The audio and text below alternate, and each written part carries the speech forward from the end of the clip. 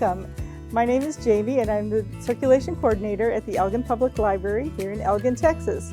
We're excited to welcome you to our bilingual video series on early literacy called Read to Me or Lee Conmigo, which we are fortunate to provide to the citizens of Elgin and the surrounding communities thanks to a generous grant from the Institute of Museum and Library Services and the Texas State Library and Archives Commission.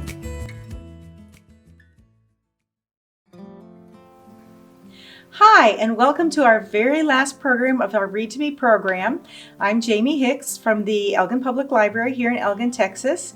Bienvenidos a nuestro último programa de Lee Conmigo aquí en la Biblioteca de Elgin in Elgin, Texas. Tonight we have a very special guest. We're going to have a very special final program to wrap up our Read to Me experience. And we have Dr. Shirley Medlock here. She has 25 years experience teaching, and we're going to talk a little bit about talking to your children about diversity and celebrating who you are. Welcome, Dr. Shirley. Thank you so much for joining us. Well, hi there, everybody out there. I understand that you guys have had a real good summer. You're ready to go back to school. Parents, I know that you're ready for them to go back, but believe me, we've got a lot that we've got to face right now. And so we're going to start out talking about how to deal with diversity.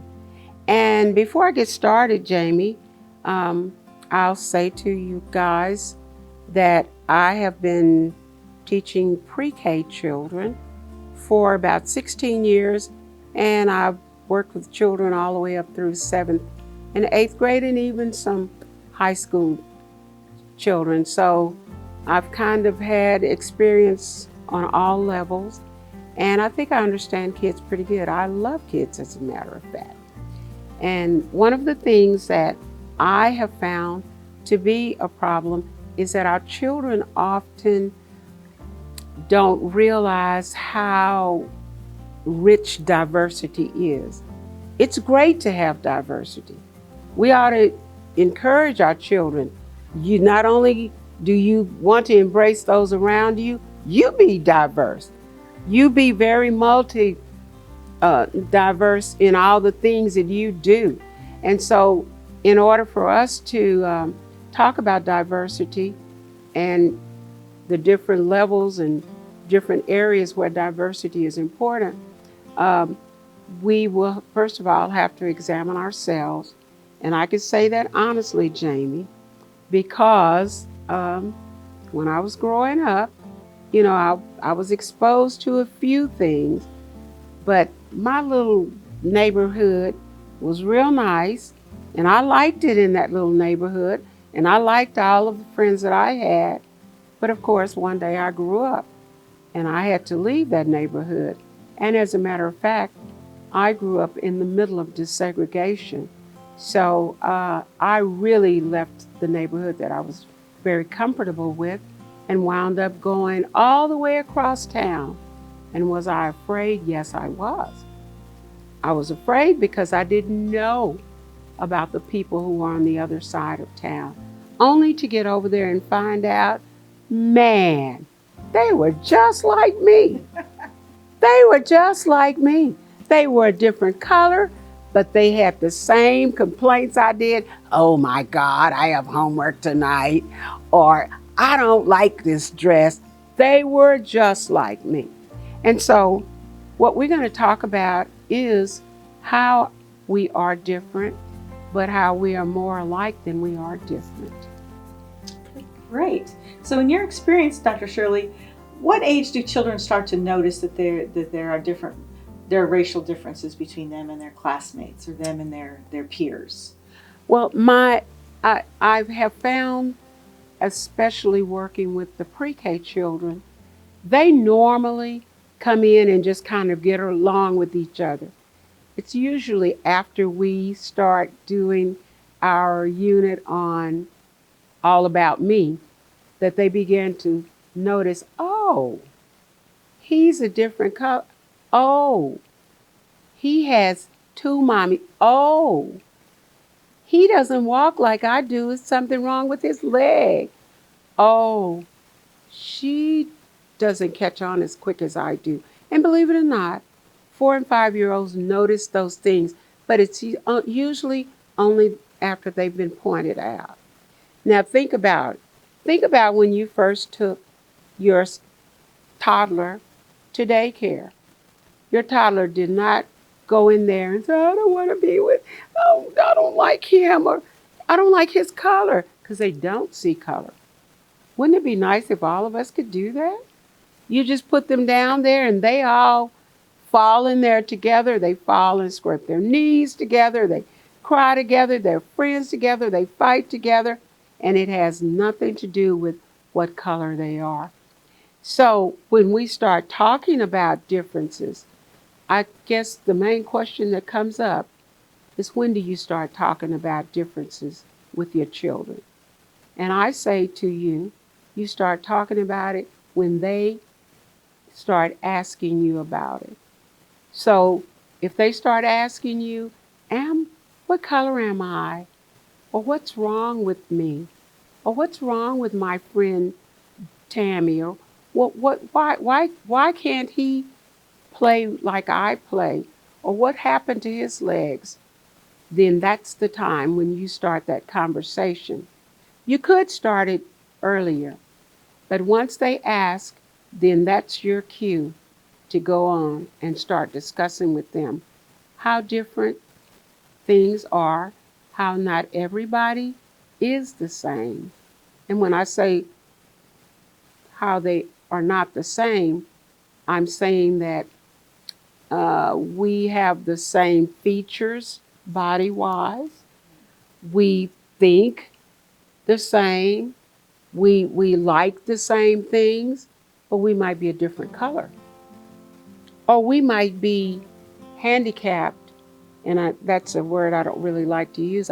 My son was physically challenged, but I used to tell my son, even though you're physically challenged, can't you still walk? Yes, you may walk on a walker, but you still walk. And I really had to work with him about that.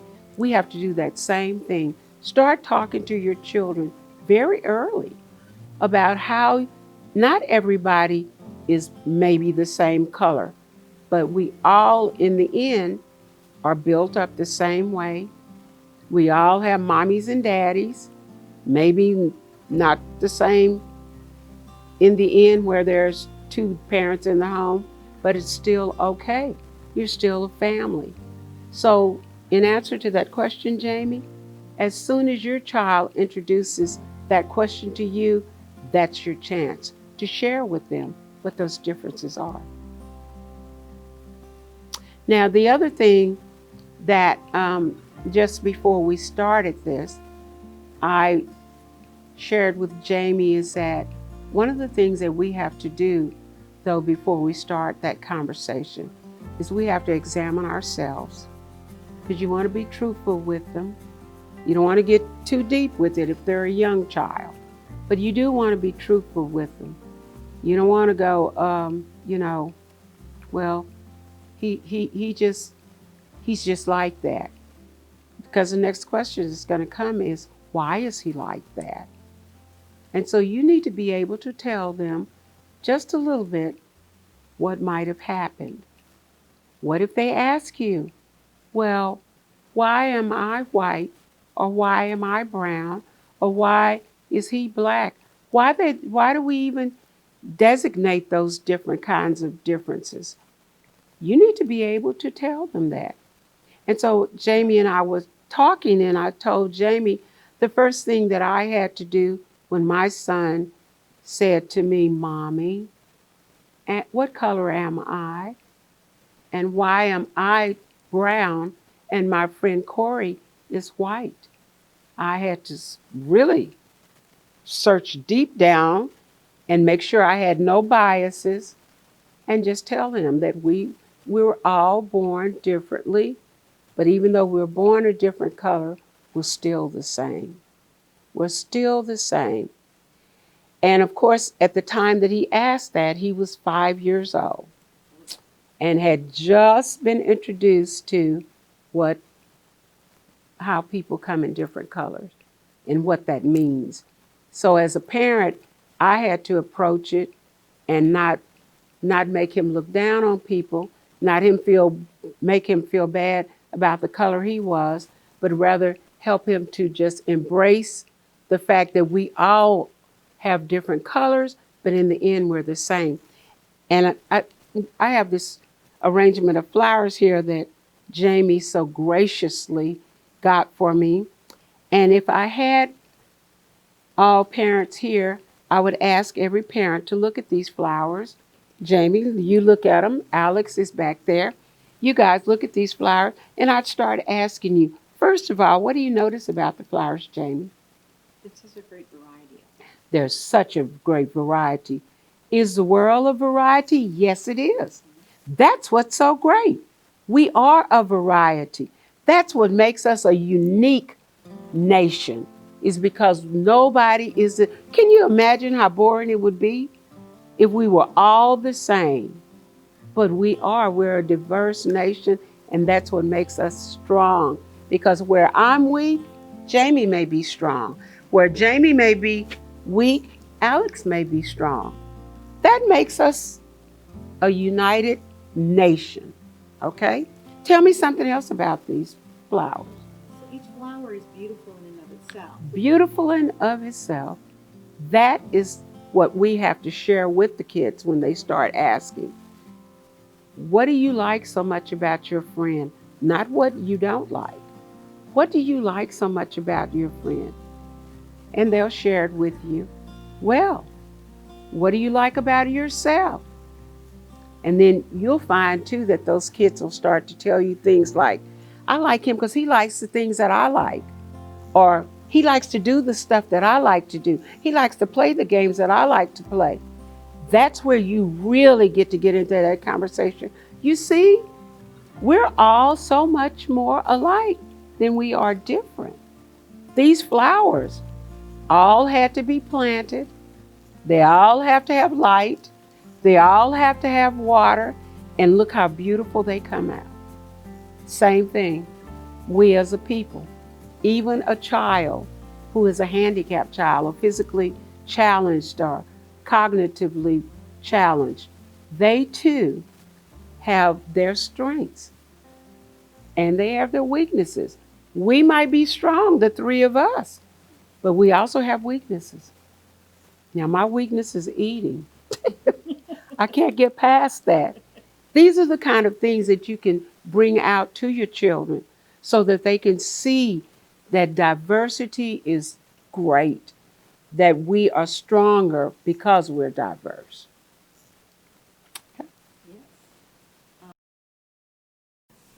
So, did you want to share a little bit about some of the resources we've come up with for helping your children? You know, as a librarian, I'm always going to recommend a book if you have a topic that you want to discuss with your children, because it's a great introduction and then you can expand upon it after you've read. Why don't you point out some of the books that are favorites of yours, Shirley? Jaimie, you've gotten a really, really great selection of books. And one of those that I like is the one that's by Ezra Jack Keats that's called The Snow Day, The Snowy Day.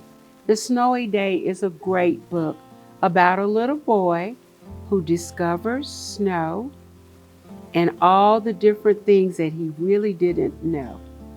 I think your child would enjoy it because, for one thing, it has a little brown boy in there. It has a little brown boy. I've loved this book since I was a child. Yes, I have too. And when I called you and asked you, did you have it, I was just so glad. I really was. And Mr. Keats has another book that's called High Cat. It's also a very good book for exploring what diversity is all about. I Am Enough is a great book. One of the books, Amazing Grace is a good book. Amazing Grace is about a little girl who wanted to play Peter Pan, and she was not sure that she could do it because of the audience that she was around. She was Black and her audience was going to be white. But they were able to embrace her, tell her you can be anything you want to be. It has nothing to do with color. Another talking point when you're talking to your child is that Anybody can be anything they want to be. It has nothing to do with color. Race has nothing to do with color. Race is just how society presents us, even ethnicity. And that's a big word for us to use with our kids. But when you're talking about ethnicity, lots of people categorize ethnicity by color. It doesn't have to be classified by color, because Jaimie could just tell everybody, I'm an African American. Based on my ethnicity, I'm an African American. I can say to you, and I would be telling the truth, I am a Native American because my family is rich in Native American culture. So it's all about culture and the way that we view it and the way we present it to the children. So when you start talking to your children about race or differences, the one thing that you need to always do is zero in on the richness of culture. What makes us such a rich country, or what makes us such a rich people. Show them their history. Show them the history of other cultures so that they can be appreciative and embrace what it is to be different, how good it is to be different. And then once, of course, they kind of embrace that, you'll kind of see a difference, because they'll probably widen their circle of friends more. And that's what we really want them to do. We want them to widen that circle. You know, it's not just they're all blacks here, or all whites here, or all Hispanics here. Let's all get it together. We pride ourselves as a nation of being a mixing pot. And that's what we want our children to do. But it only comes once we start the conversation and stop categorizing people. You know, oh, well, he's rich, he's poor, he's black, he's white. Why don't we just deal with each other as just people? And I think as parents, that is one of our greatest strengths, when we can empower our children. Yes. and give them the freedom to make friends with people who you share common goals with, that you have, you know, that don't necessarily look like you, but think like you and believe like you, and build things together with them, and go out into the world and not be hemmed in by these artificial barriers that don't need to be there. And you know, I'm glad you said that, Jaimie, because knowledge is power. When we can share with them the real knowledge about different cultures and about ourselves, then we have power. Nobody can sway us or talk us into doing something, or we don't have people, let me see the word that I want to use. We won't let people come and just tell us things where they classify people, and we're not equipped to be able to handle it. I was studying what's the difference in racist, anti-racist, anti-racism and race. I'm not racist. To say I'm not racist, what is that? Very neutral. It's very, very neutral. It just means I'm going to step back, you know, when somebody's saying something about somebody, I'm just going to step back. It's the same theory we have with bullying. You either anti-bully or you're not a bully. Well, what does it mean to be not a bully? If you're being bullied, or if you're being racist, and I'm in the group, then I need to step up and say something. If I'm anti-racist or an anti-bully person, then I'm going to say something. But our kids can only do that once they've embraced the other cultures and realize the importance of diversity, the importance of us being one unit. We're so much stronger as one unit than we are apart. And that's an important thing for us, all of us parents, to pass on to the children. Yes. And this is a good time, since we're spending so much more time as a family together, that you can have conversations with your children like this. And particularly because the children, you know, they've watched the protest on television, and many of them, I'm sure, are scared. You know, they've never experienced things like that. That's the time to have that dialogue with them about why this came about. You know, as I said, it doesn't have to be in depth, but you might just start out by telling them, you know, not always has society embraced all cultures. And some people are not treated the same, but we're fixing it. And you might be that might be a good thing to tell them, is we're working on it, and invite them, help to work on it. You can be a part of the change. I want you to be a part of the change, and then teach them how to be a part of that change, how to step forward when things are said that are not really nice to their friends.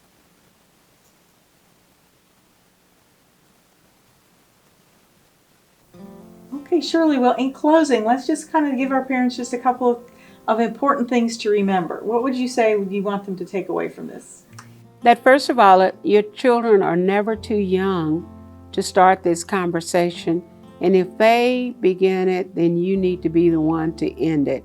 So you need to be prepared for it, and make sure, of course, you're feeling good about what you're going to say to them. And secondly, it's a very important topic.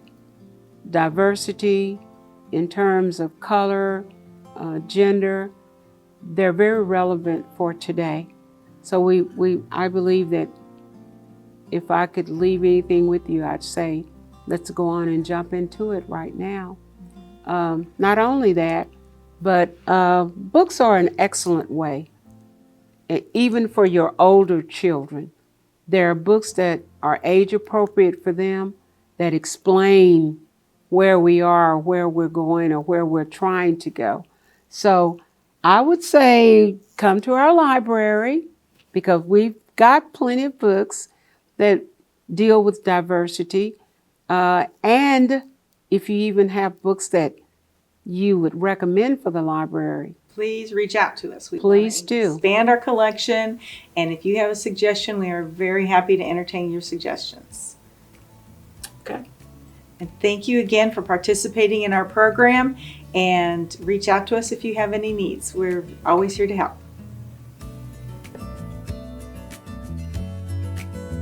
So if you have a young child who you want to introduce to the wonderful world of reading, you need to come and join us at these fun and informative sessions the second Tuesday of every month, starting at 5:30 in the afternoon. It's a 90-minute session. If you'd like to sign up, you have any questions, you can call us at the Elgin Public Library. Our number is 512-281-5678. And remember, it is never too early to teach a child to love to read.